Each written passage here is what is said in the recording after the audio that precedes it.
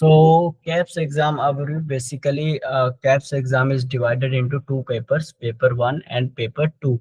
So CAPS is just a exam which is conducted by APC, Australian Pharmacy Council, to access the knowledge of the students about pharmaceutical sciences. So basically the two paper 1 contain chemistry and pharmacology. On the other side, paper 2 involve pharmaceutics and therapeutics. I have written 50-50% in each module. What it is? It is you have to achieve 50% in each module. Like chemistry questions are 15. You have to be give right answer around 7, then you will qualify this module. On the other side, similarly in case of therapeutics, in case of pharmaceutics, but the major portion for this exam is therapeutics and pharmacology, because pharmacology and therapeutics both are 70-70%. So pharmacology में से 70% आता है in case of paper 1, and 70% from therapeutics in paper 2. So basically we are focusing on techniques in case of therapeutics exam, because in therapeutics there is a calculations around 20 plus. So we have to tackle that calculation, so that हम क्या करेंगे, उन calculation के द्वारा हम easily जो है अपने पेपर 2 के सेकंड मॉड्यूल को क्वालिफाई कर लेंगे। ठीक है, तो अगर इसका सिलेबस देखें तो ऐसे बहुत वास्ट सिलेबस है। If you see the syllabus on APC site, then you can observe that the syllabus is so vast. So how we can tackle it? So हम जो है यहाँ पे यही चीज सिखाते हैं कि हम इनको टैकल कैसे करना है, हमने कौन सी चीजें पढ़नी है और कौन सी नहीं पढ़नी है। बिकॉज बहुत सारे जॉब कर रहे होते हैं, जॉब के साथ साथ वो 1-2 घंटा ही दे पाते हैं। So they can easily qualify by studying 1 to 2 hours per day up to 3 months.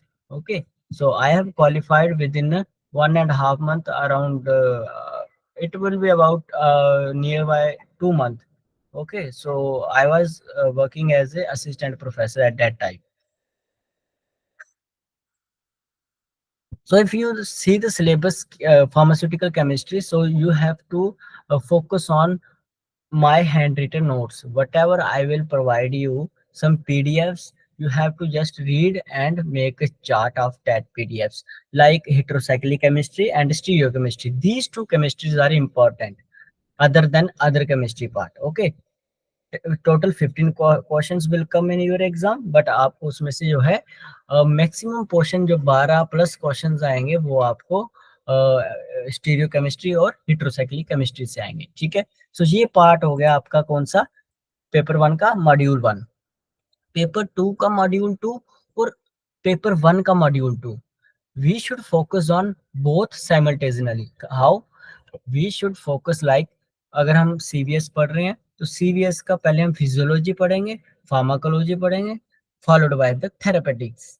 ठीक है, तो तीनों को हमें एक साथ लेके चलेंगे। इससे हमारा क्या फायदा होगा, वन इज टाइम बचेगा, सेकंड इज हमें प्रिपेयर करने के लिए ज्यादा टाइम मिलेगा, third is mock test preparation करने में ज्यादा टाइम और टेम्पटेशन में ज्यादा टाइम, जिसकी वजह से आपको और चीजें जो है वो रिमाइंड रहेंगी, मतलब रिकॉल होता रहेगा।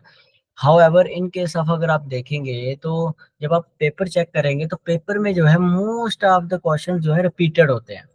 तो जो रिपीटेड होते हैं उसमें जस्ट 1 or 2 वर्ड्स का जो है वो फ्लक्चुएशंस होता है, वो घुमाया होता है। सपोज डोज ऑफ डेप्सोन, तो मेरे को अगर डोज ऑफ डेप्सोन पूछा गया था, सपोज उधर 10 mg था तो 10 mg के साथ 100 mg, 100 mg के साथ वहां लिखा हुआ 200 mg, 200 mg के साथ 1000 mg। तो एट दैट टाइम अगर पर्सन जो है जल्दी जल्दी जल्दबाजी में कर रहा है तो वो 100 mg पे लगा देगा। ठीक है, तो इस तरह से कंफ्यूजन्स क्रिएट होती हैं, तो इसी कारण हमने मॉक टेस्ट प्रिपेयर किए हैं। तो you should just focus on that material, whatever we will provide you, you just focus on that.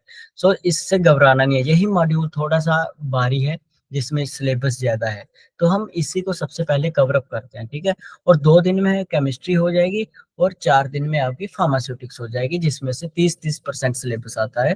और ये जो 2 पोर्शन है इसमें मोस्टली हम जो है फोकस करते हैं, ताकि इसमें कहीं भी आप कमी ना रह जाए और आप इजीली अपने कैप्स एग्जाम को क्वालिफाई करो। ठीक है, Now we can start our last therapeutics. So mainly therapeutics में हम जो है कैलकुलेशंस पे सबसे ज्यादा फोकस करते हैं, जैसे डाइल्यूशन से रिलेटेड कैलकुलेशंस होती हैं, डोज कैलकुलेशंस होती हैं, आइसोटोनिसिटी कैलकुलेशंस होती हैं, सेंसिटिविटी ऑफ बैलेंस कैलकुलेशंस होती हैं। ठीक है, तो इस तरह की कैलकुलेशन बहुत इजी होती हैं। मैं आपको फार्मूला की लिस्ट भी दूंगा, आपने वही फार्मूला अपने दीवार पे चिपकाना है और रोज मॉर्निंग में उसको याद रखना है। याद करते करते आपको एक दिन वो इतना याद हो जाएंगे कि you just see the question and just solve it. Okay, so there is no any kind of problem. फिर जब आप कैप्स क्वालिफाई कर लोगे तो इस तरह का आपका रिजल्ट प्रिंट होके आ जाएगा। ठीक है, सो yesterday I introduced with Vishal ki what type of questions are coming in the exam. So जो जुलाई सेशन है उसमें भी हमने यही चीजें बताई है कि इस तरह के क्वेश्चंस आएंगे जो क्रैश कोर्स चल रहा है। सो अगर आप देखें यहाँ पे आर्टरीज और वेन्स में, तो अब अगर हमारा हार्ट है, हार्ट में जो है दो तरह की वेन्स जाती हैं, जैसे आर्टरीज जाती हैं, वेन्स वेन्स होती हैं। ठीक है, तो जो ये जो आर्टरीज और वेन्स हैं, how we can differentiate it. However physiology बहुत वाइड है हार्ट की, जिसमें हम जो है आपको पता होगा कि हम आउटा के बारे में पढ़ते हैं। ठीक है, फिर उसके बाद हम उसके ऑरिकल्स देखते हैं, वेंट्रिकल्स देखते हैं, बाइकस्पाइड वाल्व, ट्राइकस्पाइड वाल्व। ठीक है, तो ये सब चीजें उसमें सर्कुलेशंस में आती हैं। तो हमने उस चीज को अवॉइड करके मैं जस्ट आपको मेन पॉइंट बता रहा हूँ कि कहाँ से क्वेश्चंस आएगा, और डेफिनेटली 101% क्वेश्चन यहीं से होगा। तो मैंने कल जैसे विशाल के साथ भी डिस्कस किया था, तो आर्टरीज और वेन्स। ठीक है, तो आर्टरीज का हमेशा ये याद रखना, आर्टरीज जो है ए से स्टार्ट हो रहा है, तो ए मीन्स अवे, तो हार्ट के अवे फ्रॉम द हार्ट जो है ब्लड को लेके जाएगी। अब हार्ट से ब्लड जा रहा है तो वो कहाँ जाएगा, बॉडी में जाएगा। अब बॉडी में गंदा खून तो नहीं जा सकता ना, तो बॉडी में तो अच्छा खून जाएगा। तो बॉडी में अगर हमारा अच्छा खून जाएगा तो वो कौन सा खून हो, ब्लड होगा, वो ब्लड होगा ऑक्सीजनेटेड ब्लड, साफ ब्लड। ठीक है, तो ऑक्सीजनेटेड ब्लड जाएगा हमारे ऑर्गन्स में। बट यहाँ पे पॉइंट याद रखना कि जो पल्मोनरी आर्टरी होती है, जो लंग्स के साथ आर्टरी होती है, वो जो है डीऑक्सीनेटेड ब्लड कैरी करती है। Okay, so apart from arteries, if we are talking about veins, तो वेन्स का जस्ट एक्शन जो है ऑपोजिट टू द आर्टरी। आप आर्टरी का याद रखो, इजिली वेन्स का याद हो जाएगा। एक चीज और याद रखनी है आर्टरीज में, जैसे कि आर्टरीज में जो है प्रेशर ज्यादा होता है। तो आर्टरीज में प्रेशर क्यों ज्यादा होता है, because of narrowing of lumen. ठीक है, तो ल्यूमन जो है इसमें नैरो होता है। ल्यूमन जो ल्यूमिन होता है, ल्यूमिन होता क्या है मैं बताता हूँ आपको, ल्यूमिन क्या होता है, एक सेकेंड। तो जो ल्यूमिन होता है उसका, वो जो है नैरो होता है। जैसे कि अगर आप इधर, मैं आपको रफली बना के दिखा रहा हूँ, ये आपकी स्पोज आर्टरीज है। ठीक है, इसमें ब्लड आ रहा है। अब इसमें जो ब्लड आ रहा है यहाँ पे, ये ल्यूमिन है। ठीक है, यहाँ से ब्लड आउट होता है। अब आउट ये देख, ये ल्यूमिन, अगर ये होल जो है, ल्यूमिन जो है अगर छोटा है, नैरो है, तो प्रेशर क्या होगा, प्रेशर जो है ज्यादा होगा। So pressure will be more due to narrowing of the lumen. So that's why I say this is an important point. They will ask you why pressure is higher in case of arteries as compared to veins. So options में होगा wide lumen, narrow lumen, and other two options are different. So you just focus on narrowing of lumen. ठीक है, blood vessels जो होती हैं उनमें जो blood carry करती हैं आर्टरीज, उसका ल्यूमिन नैरो होता है। So this is one of the important point. On the other side, now we can start our first cardiovascular system. जो पहला डिजीज है वो है हाइपरटेंशन। सो याद रखें, हम पहले पढ़ेंगे hypertension, then we can start angina pectoris, then we can start arrhythmia, then we can start congestive heart failure. So due to this we can start our study. So easily cardiovascular system से हम जो है पढ़ेंगे। ठीक है, because cardiovascular system से जो है 20 क्वेश्चंस आते हैं। So that's why we are focusing on cardiovascular system first.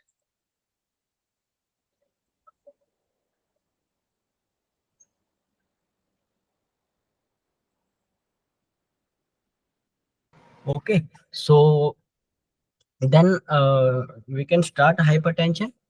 Are you okay with me? Yeah. Okay.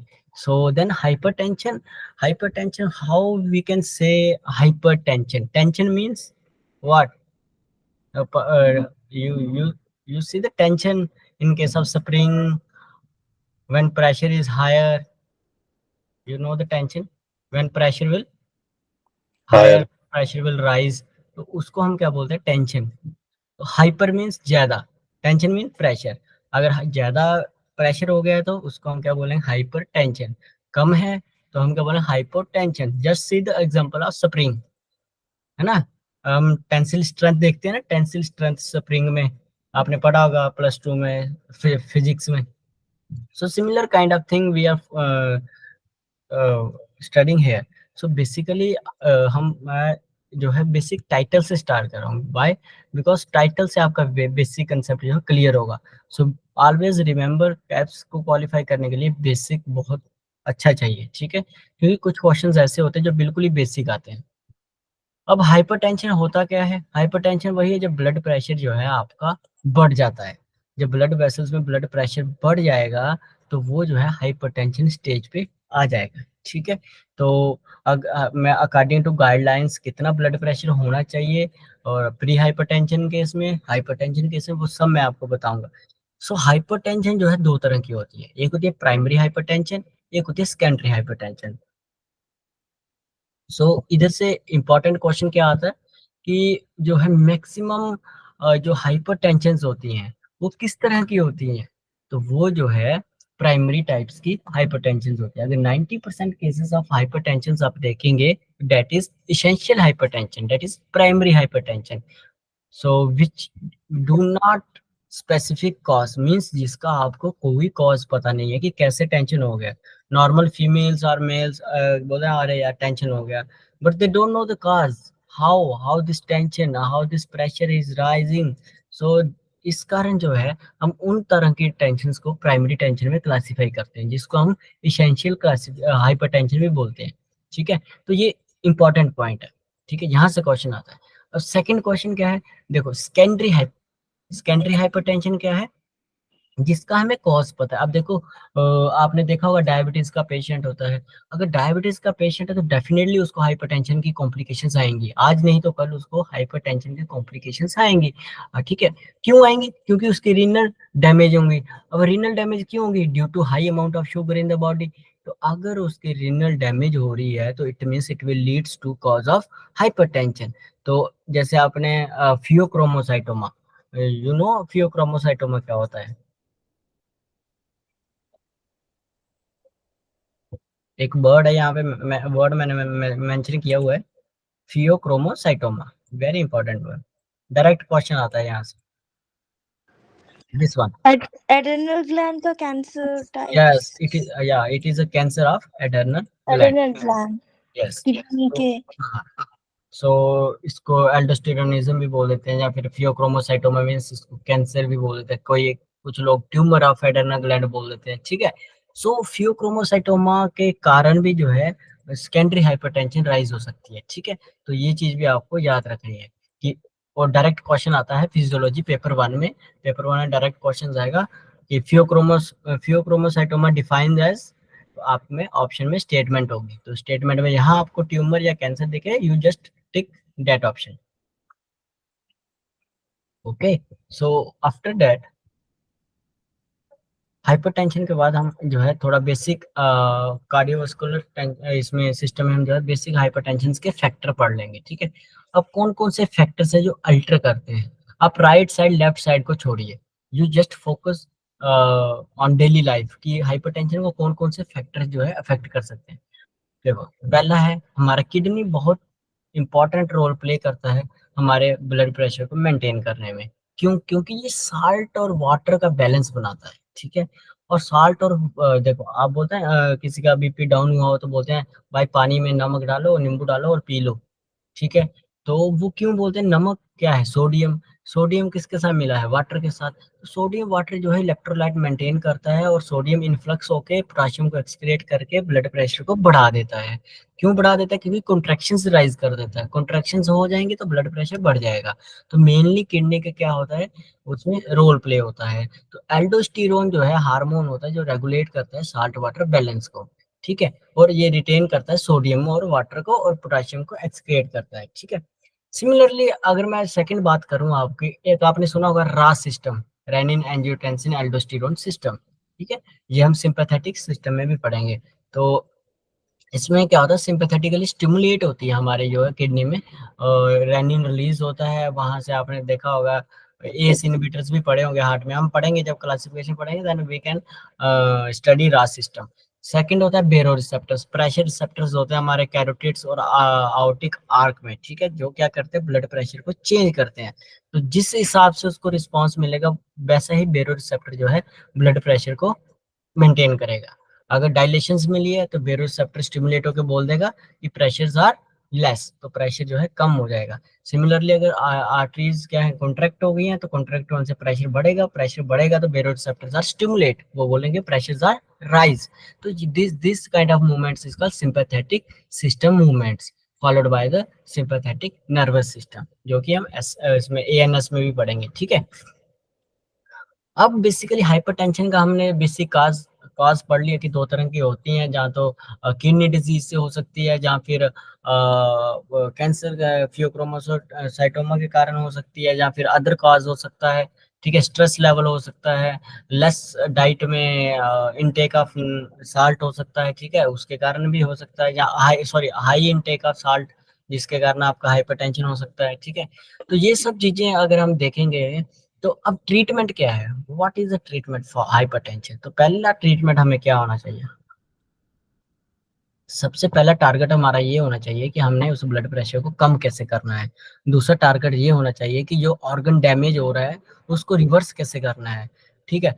Second हमने ये देखना है कि किसके कारण हो रहा है, डायबिटीज के कारण हो रहा है कि या फिर कैंसर के कारण हो रहा है, या कोई अदर डिजीज के कारण हो रहा है, या फिर रिनल प्रॉब्लम के कारण हो रहा है। सो ये चीजें हम जो है चेक करते हैं, we can diagnose these things first, then after diagnosis what we do. Diagnosis के बाद हम क्या करते हैं, पहले तो हम कार्डियोवास्कुलर सिस्टम की ब्लड प्रेशर की क्लासिफिकेशंस पढ़ लेते हैं। अगर आप ब्लड प्रेशर की क्लासिफिकेशंस पढ़ोगे, तो इस क्लासिफिकेशन में आपने देखा होगा दो तरह का blood pressure, systolic and diastolic होता है ना, ऐसा systolic and diastolic. So systolic का मतलब क्या है, contraction of the heart, diastolic का मतलब क्या है, डायलेशन ऑफ द हार्ट। देखो D means dilation, S contraction, ठीक है, तो डी से याद रखो डायलेशंस। तो जब डायलेशंस होंगे that is called diastolic pressure, जब कॉन्ट्रैक्शंस होंगे that is called systolic blood pressure, ठीक है। तो नॉर्मल 120/80 होता है, प्री हाइपरटेंशन 9 प्लस कर देना, आपने 9 प्लस करोगे 139/89, और स्टेज 1 हाइपरटेंशन में 159/99, but stage 2 hypertension or severe hypertension जो है 160/100, ठीक है, इससे ज्यादा होगा 160/100 से तो हम उसको हाइपरटेंशन करार दे देंगे, ठीक है। We will diagnose that the person has a stage 2 hypertension and severe hypertension, ठीक है। सो ये सब था basic physiology for paper one. Now paper one के लिए कुछ क्वेश्चंस इसमें से भी आएंगे, बट पेपर वन के लिए दो तीन क्वेश्चंस जो मैंने बेसिक कंसेप्ट से बताने थे वो मैंने बता दिए। नाउ हमारा मेन जो रोल है वो होना चाहिए एंटी हाइपरटेंसिव ड्रग्स पे, ठीक है। तो क्लासिफिकेशन की पीडीएफ भी मैं आपको कलरफुल अलग से दूंगा, जो कि आपने रोज पढ़नी है, ठीक है, रोज 10 मिनट देने हैं ताकि आपको सारी ड्रग्स याद हो जाए, ठीक है। सो पहली क्लासिफिकेशन आती है डायरेटिक्स। डायरेटिक्स, देखो डायरेटिक्स का क्या रोल रहता है, diuretics means which increase diuresis, means जो यूरिन की आउटपुट को बढ़ा देगा। अब देखो अगर यूरिन आपको ज्यादा आएगा, सपोज अगर आपको यूरिन ज्यादा आएगा, उससे क्या होगा, आपका सोडियम जो होगा वाटर होगा वो एलिमिनेट आउट होगा।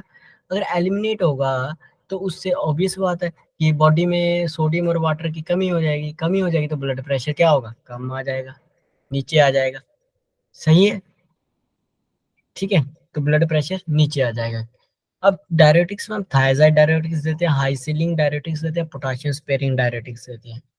सेकंड साइड में रास सिस्टम होता है, रेनिन एंजियोटेंसिन एल्डोस्टेरोन सिस्टम, जिसको हम अभी पढ़ेंगे, फिर ये क्लासिफिकेशन आपको इजीली याद हो जाएगी ठीक है।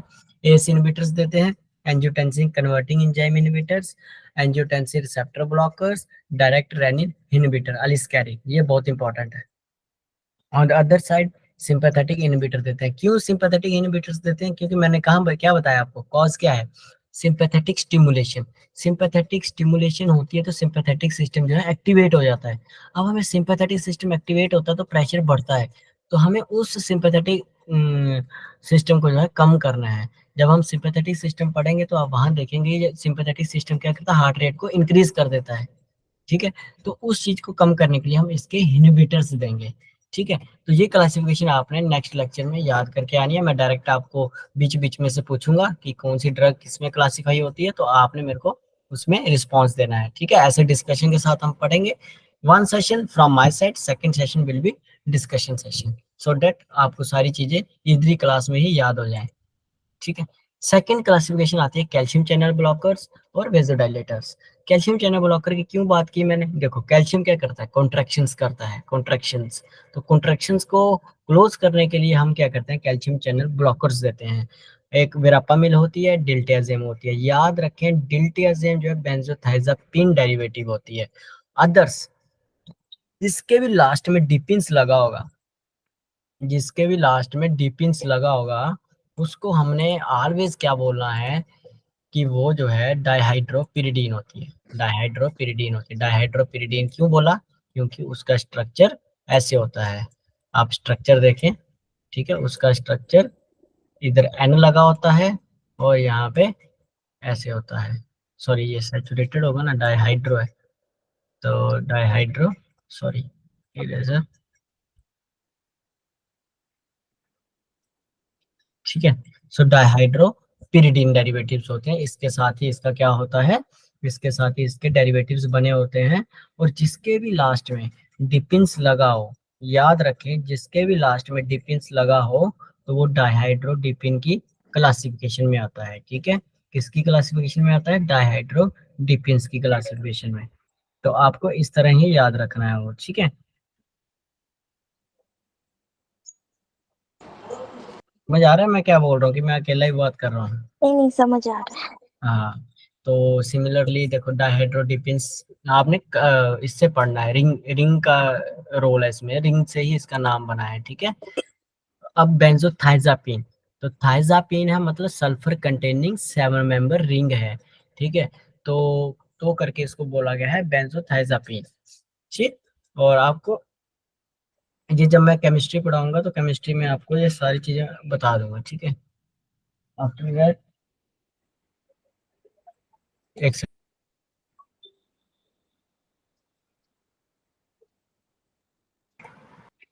ओके, सो सिमिलरली हम बेंजोथाइजापीन की बात करेंगे। If we are talking about benzothiazepine, you know that benzothiazepine, benzo means benzene fused with 7 member ring. ठीक है, बेंजोथाइजापीन। ठीक है, तो आपको स्ट्रक्चर बनाना है बेंजीन के साथ बेंजोथाइजापीन का। उसमें थाया, थाया मींस सल्फर, एजा मींस नाइट्रोजन, तो एक सल्फर एक नाइट्रोजन होगा। सिंपल, आपको just say simple simple structure याद रखने हैं, बट अभी आपको स्ट्रेस लेने का जरूरत नहीं है। जब हम केमिस्ट्री पढ़ेंगे we can focus on chemistry part.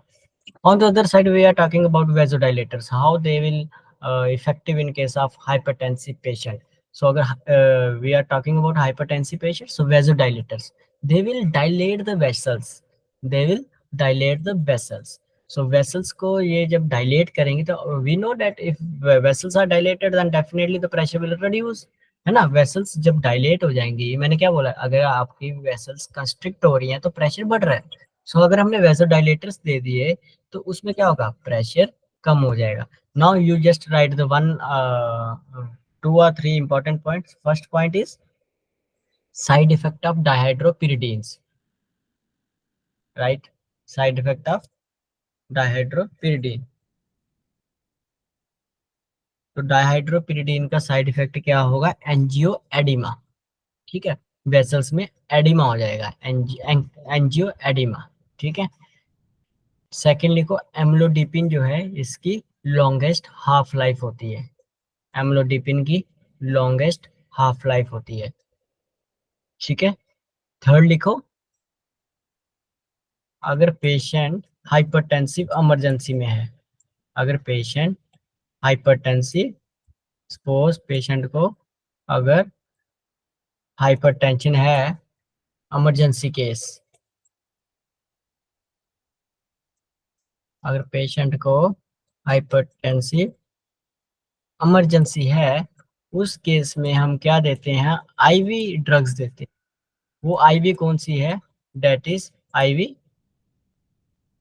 Ivy डाइजोक्साइड। ये देखो यहाँ पे लिखा है ना, डाइजोक्साइड, हाइड्रोलाजीन, आर्ट्रियोल डायलेटर्स। तो आईवी डाइजोक्साइड जो है हम, या फिर हाइड्रोलाजीन, ये जो ड्रग्स हैं, डाइजोक्साइड या फिर हाइड्रोलाजीन, ये हम हाइपरटेंसिव इमरजेंसी में देते हैं। तो ये इंपॉर्टेंट क्वेश्चन है, ठीक है। ये क्वेश्चन जो है कैप्स में डेफिनेटली आता ही आता है, ठीक है। हाइड्रोलाजीन,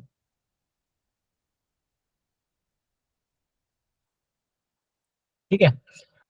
यहाँ पे ये देखो, यहाँ पे लिखा है, ठीक है, they are IV hypertensive emergency medicine, ठीक है। आईवी रूट से देते हैं, ये याद रखना आपको, you just remember IV route से देते हैं, ठीक है। अब इसके बाद जो है, क्लासिफिकेशन के बाद जो है, हम नेक्स्ट सेशन से स्टार्ट करेंगे डायरेटिक्स, ठीक है। और डायरेटिक्स से जो है हम डायरेटिक्स में जैसे mechanism of action, site of action, side effect, adverse effect, ये सब चीजें जो है वी कैन स्टडी। ये स्टडी करके ये लेक्चर रिकॉर्ड भी होगा, रिकॉर्डिंग भी आप आराम से बाद में सुन सकते हैं इजीली, जो कि सपोज ड्यूरिंग क्लास कभी कभी 100% स्टूडेंट जो है एक्टिव नहीं होता, so you can listen our recording classes as well, no problem at all. If you need any kind of assistance from us, you can contact us, ठीक है। So from tomorrow we can start diuretics part, okay। So okay. So my slide, this slide is not visible, classification slide.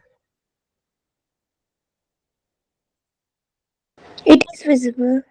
These are visual, these two drugs I am talking about, hydralazine and diazoxide, okay।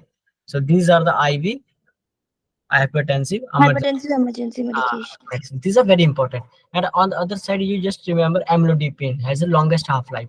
These just important point. You just may take one notebook, new notebook or new pad for this class. For these classes means for CAPS classes only for therapeutics and pharmacology.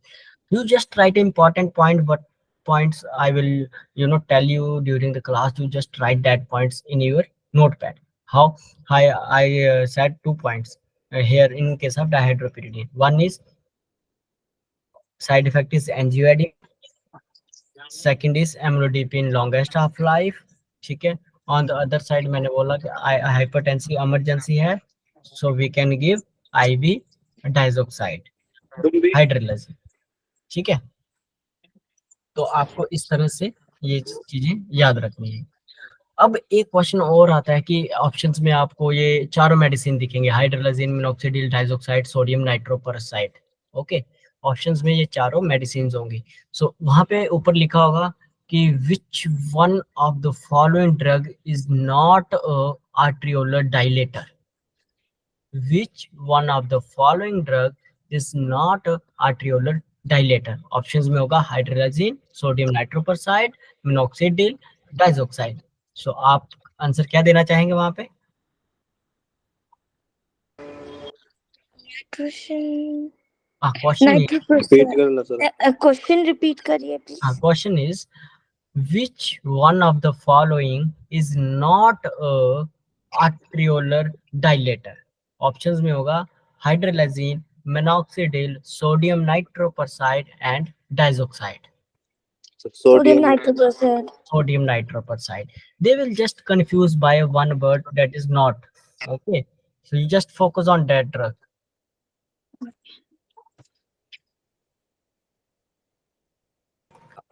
okay.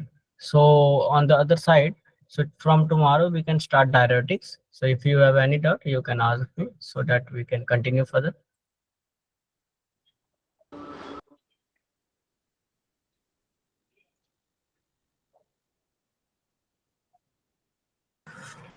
Okay, means today lecture, is it clear to you, so that we can start in another way if you don't get a point? Mm-hmm. As of now, it's clear from my side. Yeah, Like I understood whatever you said. yeah, it's today's session is very simple, and this kind of smart way we just focus. I will tell you the important points during classification. जब मैं classification Okay. बताना start करूंगा, मैं वहीं पे आपको important point बताना start करूंगा। वही इम्पोर्टेंट Okay. पॉइंट्स आपने लिखने हैं, और उसी इम्पोर्टेंट पॉइंट से डैम श्योर क्वेश्चंस आएंगे। ठीक है, अगर अच्छा. आप मेरे साथ चलेंगे तो आई आई विल गारंटी कि आपका कैप्स एग्जाम इजीली क्वालिफाई होगा। ठीक है। Okay.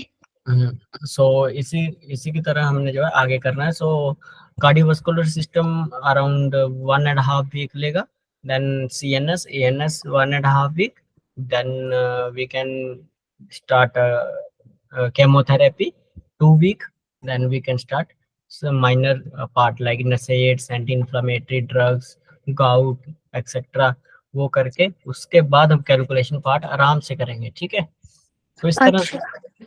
तो आराम से क्वालिफाई होगा, और मॉक टेस्ट अटेम्प्ट करके आपको जो है इजीली हो जाएगा। और मॉक टेस्ट में जितने भी क्वेश्चंस होंगे उनके आपने आंसर तक रटने हैं, क्योंकि वहीं से आपको जो है 50 से 60% क्वेश्चन जो है आपको फाइनल एग्जाम में देखने को मिलेंगे। सो आपको उन्हीं पे फोकस करना है। ठीक है। ओके. एक्चुअली मेरा डाउट है कि क्या इनके यस, डोसिंग की जरूरत नहीं है, लाइक हाँ, yes, definitely dosing dosing is very वो, इंपॉर्टेंट।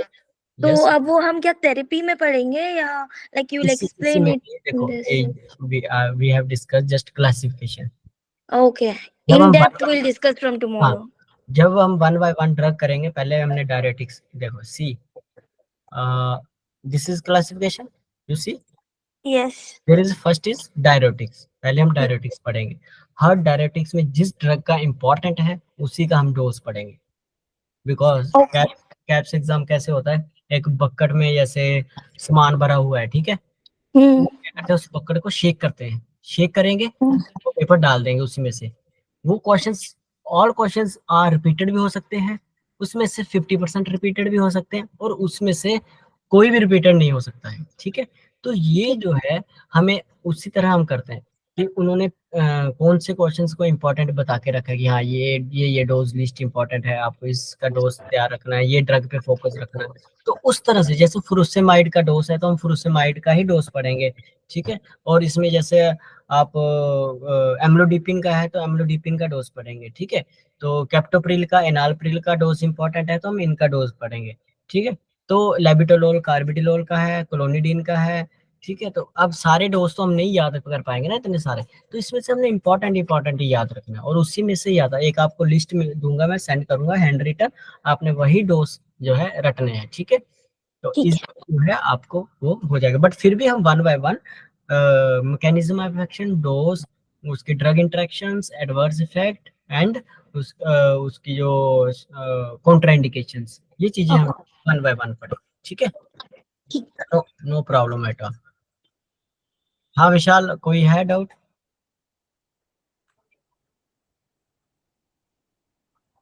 विशाल, हाँ जी सर। ठीक है सब?